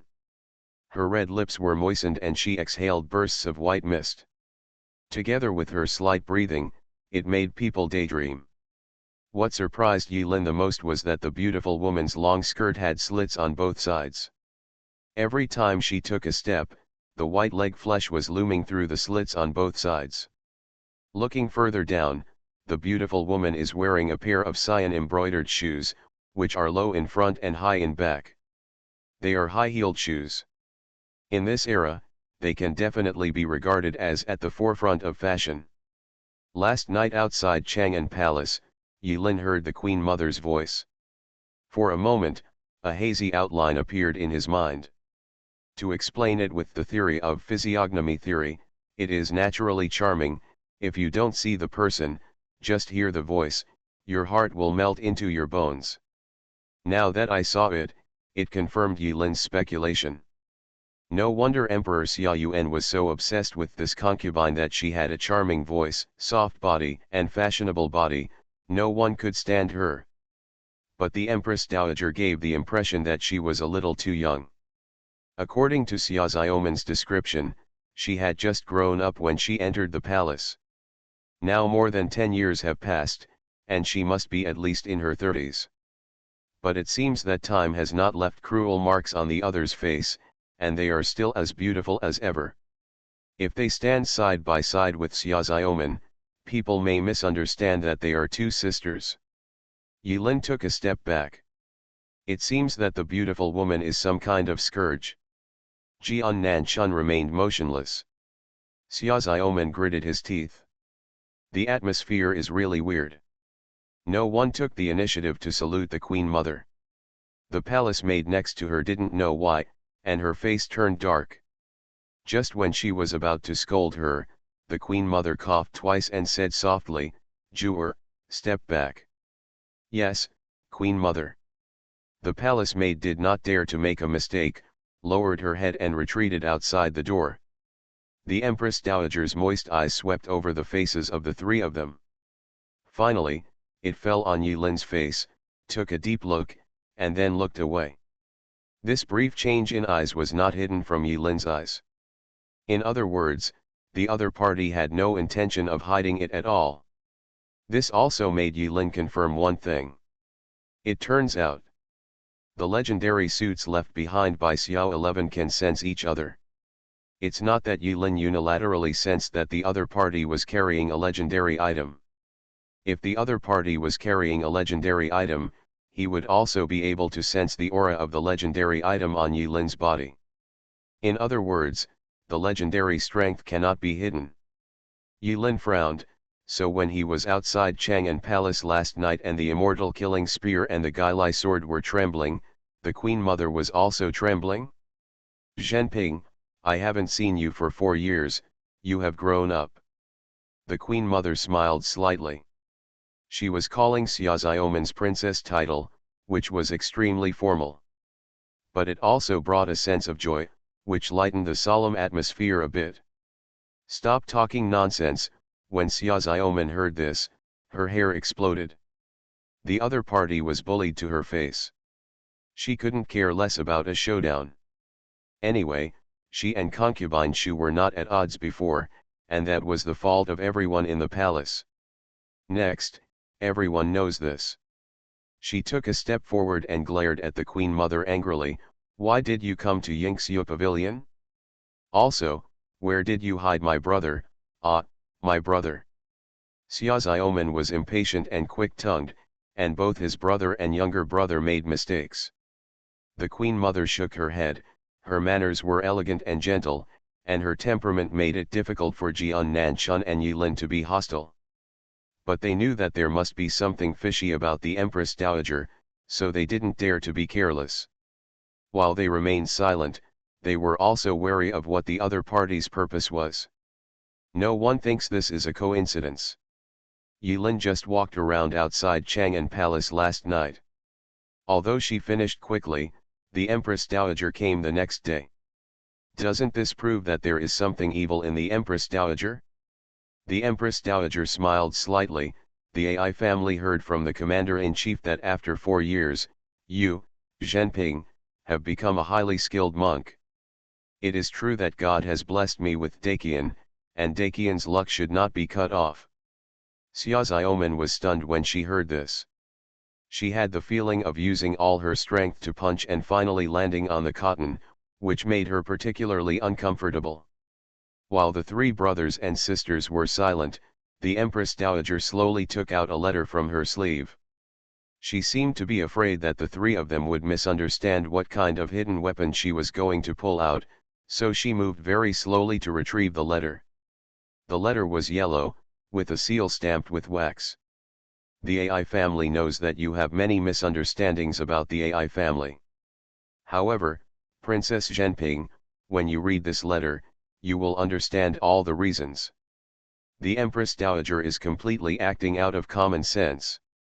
Yilin observed, especially the other person's expression.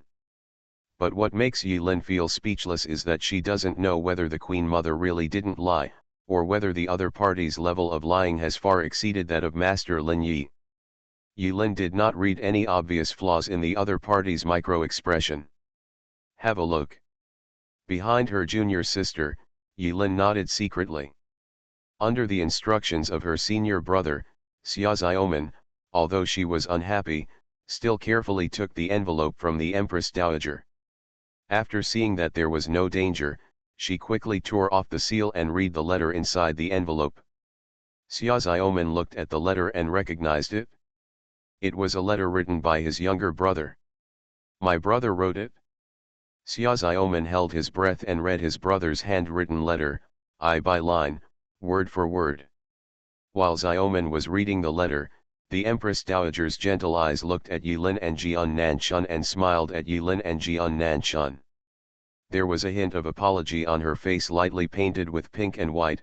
2 immortals, the AI family has a great responsibility. If you are responsible for the fate of the country and your destiny, please don't be offended if you don't pay tribute easily. As she said that, the Empress Dowager waved her long sleeves to Yilin and Jian Nanchun, revealing her white wrists.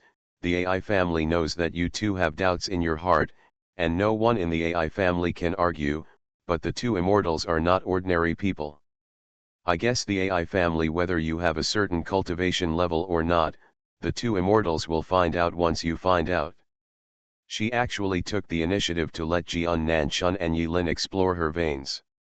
The breath can be hidden, but the true energy flows in the body. Unless you are an alternative like Yilin, who can transport all the true energy from the whole body into the soul clone, ordinary monks really cannot easily let the true energy in the body flow.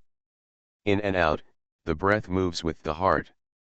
After all, that is the foundation of a chi refiner. Then I'll offend you. Jian Nanchun's eyes flashed. He took a step forward, put 2 fingers on the Empress Dowager's wrist. After a while, you. Even Jian Nanchun, who had always put on a show-off, couldn't help showing a look of astonishment after careful inspection. You are listening to novels at Bless Up channel. Wish you happiness and luck. Please subscribe to receive new novels. How do you feel about this novel? Please like and leave a comment. Infinity Throne. Author, by Yi Shueshi. Chapter 929. You are so old, yet you are making such a fuss. Yilin looked at Jian Nanchun's astonished expression. As he spoke, he put his hand on the other wrist of the Empress Dowager without hesitation. No wonder the Empress Dowager had to send the maid away in advance. The majestic Empress Dowager, the wife of the late emperor, was being swayed by 2 grown men at this moment. If other people saw this, it would be a serious crime of disobedience that would be punished by the 9 clan. Of course, not many people can kill the 2 leaders of the Golden Core cultivators. As soon as Yilin sent a few rays of true energy into the Queen Mother's body, she knew the reason for Jian Nanchun's shock. I saw that the meridians in the Empress Dowager's body were withered.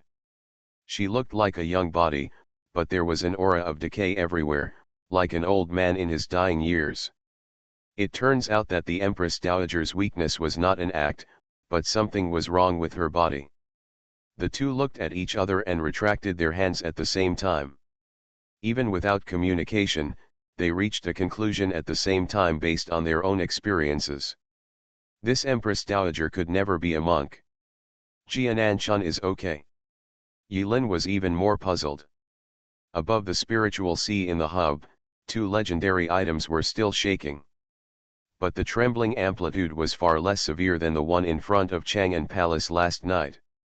But Yilin was certain that it was the connection between the legendary items left behind by Xiao 11, and there was absolutely nothing wrong with it. But isn't this contradictory? For a moment, this logical contradiction made it difficult for Yilin to deduce a reasonable explanation. Or is it that this legendary item is special and can only be controlled by a dying person? According to Xiao 11's routine, this is not impossible. The other side. Xia Xiaoman had already finished reading the letter left by his brother. He opened his mouth wide, squeezed out a few tears from the corners of his eyes, and murmured to himself, "Impossible.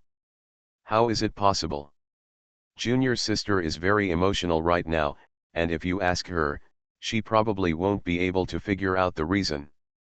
So Yilin took matters into her own hands, snatched the letter from Xia Xiaoman's hand, and read it for herself.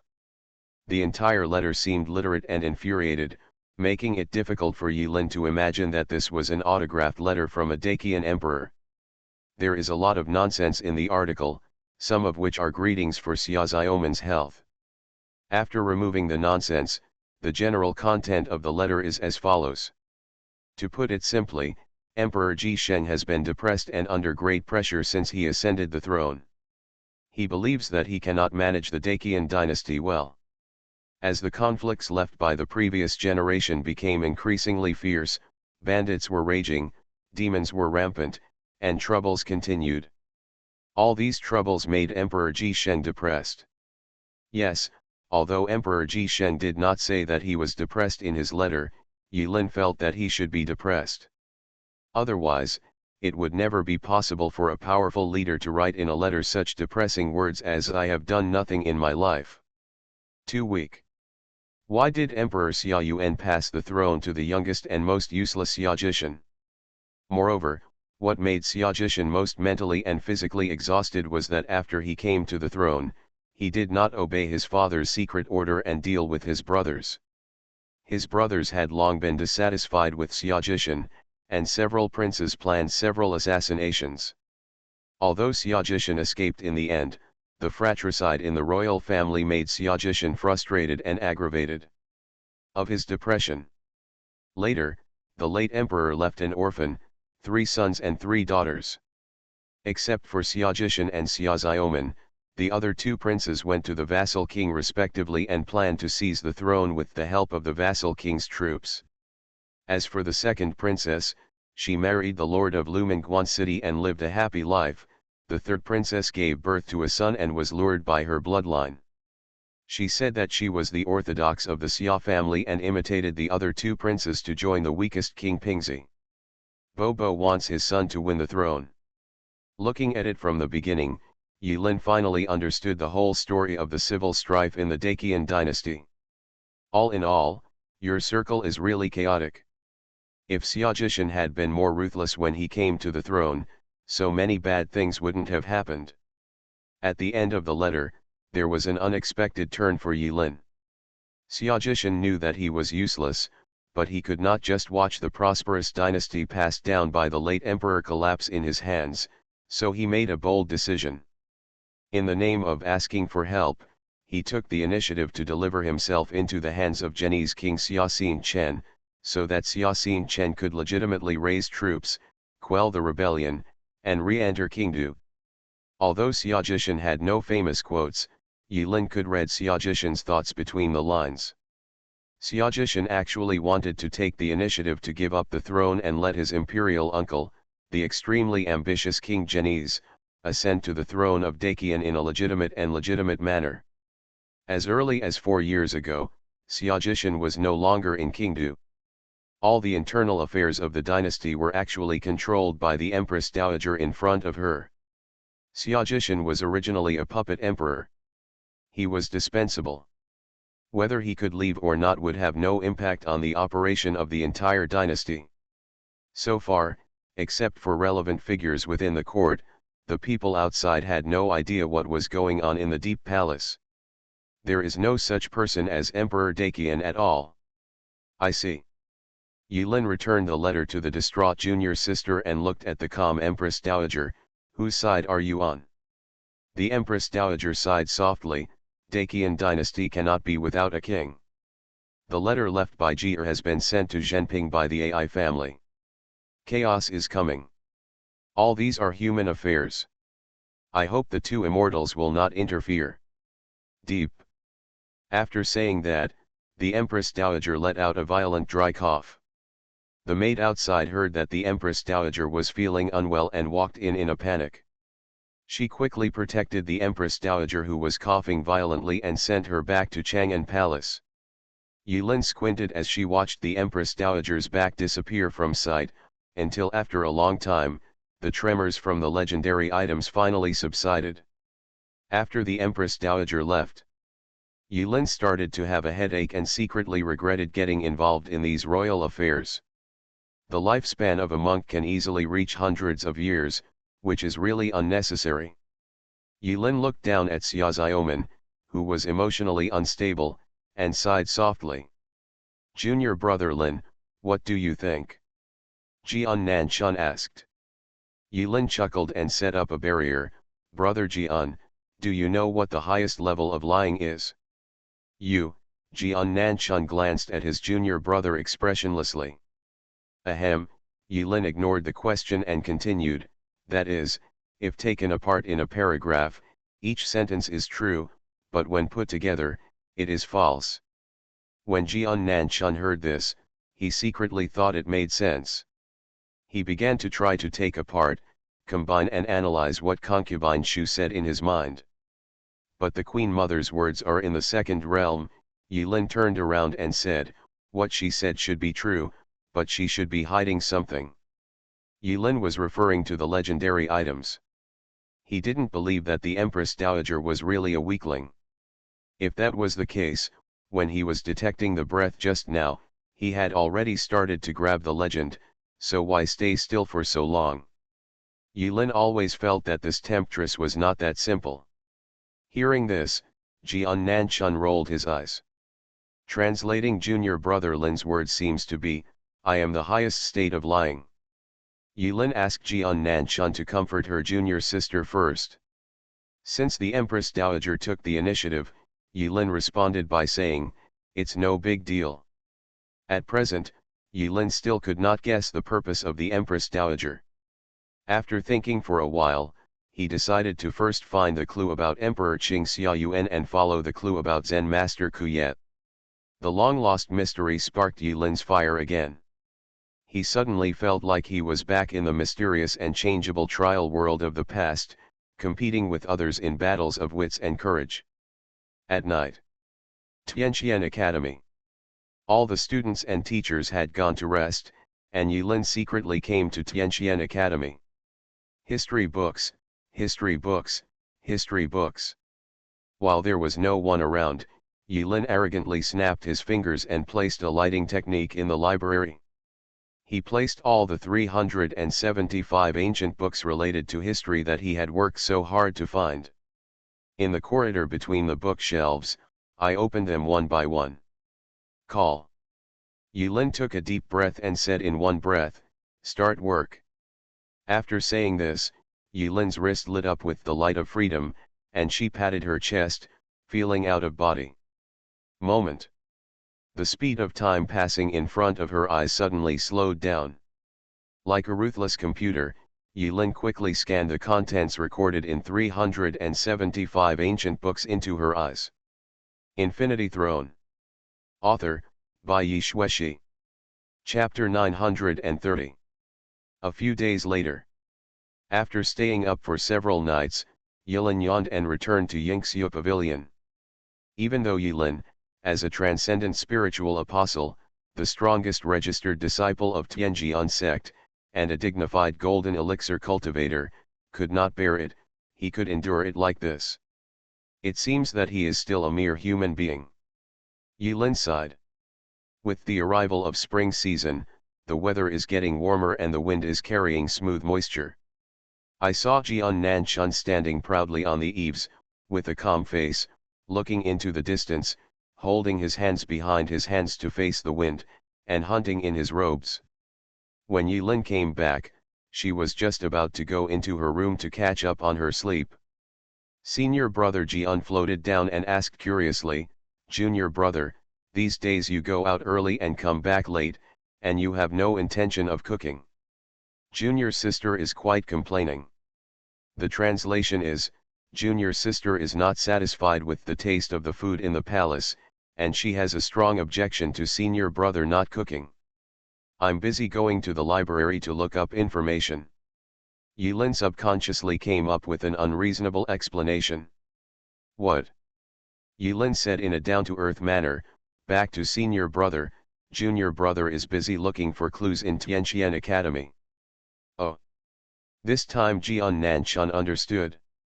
Yilin released her senses and found that Xia Xiaoman was not in Yingxiu Pavilion, so she casually asked about her junior sister's whereabouts. Although senior brother Jian is absent-minded all day long, he cannot ignore where junior sister has gone. Brother Jian soon told Yilin that Xia Xiaoman, as the eldest princess of Daqian, had added a seat behind the curtain in the court hall to attend the morning court. It seems that Xia Xiaoman is really concerned about Daqian's state affairs. Even though she became a golden elixir cultivator due to various mistakes, she is still the aloof Princess Xia Xiaoman in her bones and soul. Yilin returned to the room and took a warm bath in the sandalwood bucket. He thought for a while and called Nai Hongxiu out. Nai Hongxiu has a calm personality and is more reliable in her work. "You enter the invisible state and help to check on junior sister. Concubine Shu's current location is not clear, so I don't feel reassured." "Yes, master." Nai Hongxiu glanced into the bucket expressionlessly, then immediately turned around and floated out of the house. Xiao Hong felt a little puzzled. According to what the young master has done in the past, he will find ways to nip uncertain factors in the germ. But this time, there seems to be something different. What is the young master worried about? Although Nai Hongxiu was puzzled, she didn't ask any more questions and just floated away through the wall to carry out her mission. He is ruthless and doesn't talk much, which has always been Nai Hongxiu's usual style. Yilin used the free technique and arranged several spells on the bucket to keep warm. Then she closed her eyes, seemingly falling into a deep sleep, but in fact she entered the spiritual sea in the center. In the past, the soul clone had accumulated 3 years of energy, which Yilin used up in one breath when he broke through the golden elixir. Now on the broken throne, the soul clone can only be charged again, and is currently in a state of not being fully charged. While Yilin is busy working on the spiritual sea, her body can also rest, killing 2 birds with 1 stone. With the light shining on her fingertips, Yilin continued to conquer the vast throne editing project. Yilin talked to Green on the coconut tree from time to time. Although Green ignored him most of the time, extracting information was a cost-effective job. Maybe when the big boss was bored, he might reveal some valuable information. But today, Green didn't open his eyes from beginning to end. A big bubble on the bat's nose suddenly swelled and deflated, making Yilin feel the urge to prick it with a needle. At night, Yilin woke up from the bathtub. Before her junior sister returned, Yilin sneaked out of the palace and walked around the streets of Qingdu. He deliberately paid attention to many inconspicuous corners. In Qingdu, Yilin found no trace of the activities of the Black Lotus Seal, the Bodhisattva Tower. It seems that the scope of activities of the Bodhisattva Tower is mainly in the Huangnan area. After all, this is Qingdu, the capital of the Daqian dynasty. They dare not be so presumptuous. When we arrived in Qingdu that day, Yilin then noticed that Wangxiang Tower in Qingdu had been closed down for rectification. There is no such thing as anti-pornography in this world. Regardless of whether they were literary or military prostitutes, in the Dacian dynasty, all prostitution was conducted in a reasonable and legal manner with a business license. Legal prostitutes are naturally not shut down due to illegal practices. The more likely reason is that the Qingluan tree behind Wangxiang Tower, a chain of entertainment venues and intelligence organizations all over Dongsheng Shenzhou, sensed that something was wrong and withdrew from Qingdu early, choosing to settle down in troubled times. Otherwise, with Yilin's noble status of holding the Tianxiang Ling, even if she can't have sex for nothing, it is still not a problem to buy some secret information. It would be great if we could find a way to contact Qingluan Tree. Without the source of information, Yilin had no choice but to investigate on her own, which was extremely difficult.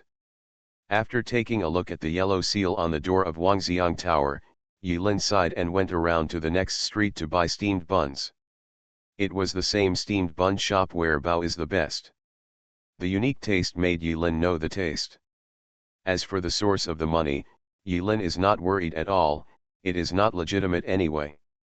Bao is great if you have it in front of the bun shop, business is still booming. Yilin is still the same as last time, secretly opening the buns and following them like a shadow, inserting them in front, dropping the money, and leaving after buying. Hey, brother, walk slowly. The owner of the bun shop is an old man who looks to be over 70 years old. Despite his age, he has an upright posture. While patting the flour on his hands, he walked out from behind the counter and said a warm farewell to Yilin, who was about to leave from a distance. He seemed to recognize this repeat customer. Yilin turned around in surprise and looked at the smiling bun shop owner. A trace of surprise flashed in her eyes, but soon, Yilin nodded to the bun shop owner and disappeared into the crowd. After Yilin left, behind the old man, the old woman who was kneading the dough vigorously laughed strangely in a hoarse voice, "Is there something fishy?" The old man glared at the old woman, "Smelly bitch, hurry up and make some noodles, don't you see so many guests waiting for you?" When the old woman heard this, she immediately became silent. After a while, a girl with a flushed face jumped back into the shop from the back door, carrying a light basket. "Dad, Mom, Xiu'er is back." When the old man and woman looked back, their brows were kind, and their squinted eyes showed undisguised doting. The wrinkles at the corners of their eyes and on their faces were a little deeper. The old woman took the basket from Xiu'er's hand with her old hands full of sticky wet flour, and complained, "You girl, you don't listen to what I say, and even if you do, you pretend you didn't hear it. They all told you not to grow old and go to peace. The temple has gone away, and those bald donkeys all look kind and benevolent, but they don't know what bad intentions or good intentions they have hidden in their hearts." The old man echoed, "Yes, yes, bald, there is no good thing." "What are you talking about?" Xiu'er already knew that her adoptive parents had always disliked the monk. Although Xiu'er was helpless, she didn't find a way to correct their views. She could only explain, "Brother Xiaohu not an ordinary monk." "Oh? What kind of monk is he?" "I have told you that Brother Xiaohu is Xiu'er's playmate from the same village, and he is not a bad person." "I know best who Brother Xiaohu is," Xiu'er said as she rolled up her sleeves, regardless of the dirt on the stove. Xiu'er stepped forward to help. "Xiu'er, let me knead the dough for you, don't be angry." Okay, it's just you who won't listen." The old woman returned to the stove and rubbed the noodles vigorously. While rubbing, the old woman said, "Xiu'er, my mother taught you what I taught you last time. Do you still remember the Benlay kneading technique? The focus is on the breath." "Mom, you don't know that when Xiu'er gave out vegetarian bags to the monks today, Brother Little Tiger actually ran out and said thank you to Xiu'er. Brother Little Tiger was finally willing to talk to Xiu'er." "Humph, concentrate," the old woman scolded with a straight face. "I know." Xiu'er stuck out her tongue, closed her eyes, and stared at the dough on the stove. She had long thought that this donating technique was extremely complicated. The old couple said that this was an ancestral donating technique that could not be learned elsewhere.